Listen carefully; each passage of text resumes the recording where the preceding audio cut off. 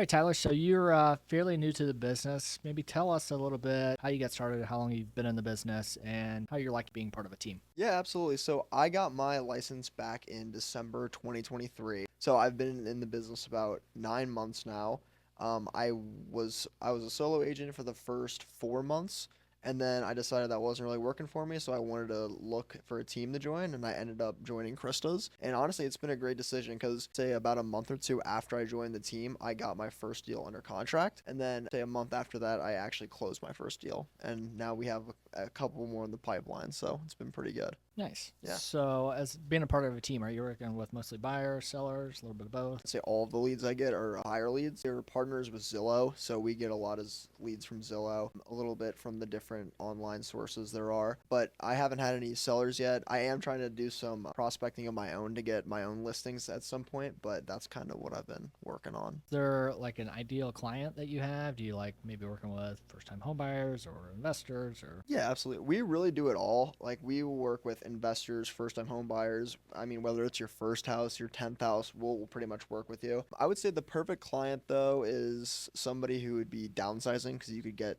two transactions out of it. So we could help you sell your house and then relocate. I right now am working with three different people who are relocating. Two of them are coming from California and one of them is coming from Baltimore. So it's definitely been cool seeing like the different almost cultures that people are coming from because they're like, oh my God, it's so cheap here because they're selling their $2 million house in California. I was just looking up some data from St. Louis Realtors. Some of it I found kind of surprising. So, month's supply of inventory is actually down 10%.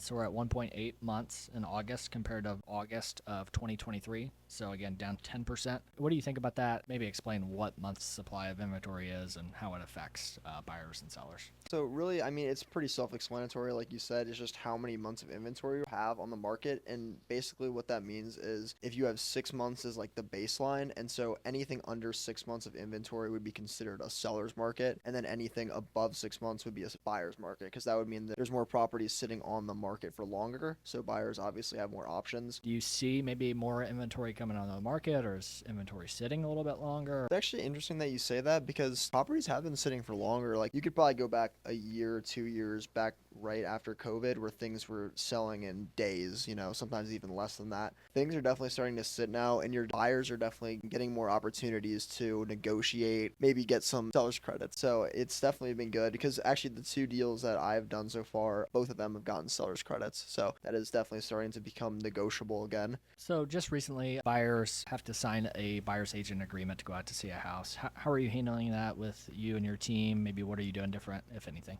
Our team took a really proactive approach to it. We got a lot of training months before that even took place. There's two different ways we like to do it on our team. We can either go over it with them in person, which is what we'll do sometimes. It's not too common. And then we can also just email them the contract the day before. Usually we'll just reach out to them and kind of explain what it is, like what it goes over, kind of just go from there. We have gotten a little bit of pushback on it, which has been interesting. People are not wanting to sign it. And the way I like to explain it to people is even if I was showing my mom property, I would have to have her sign that as well. So that's kind of what we've been saying and kind of what we've been doing. So, what are your thoughts about the Dolphins this year? What's Tua going to do?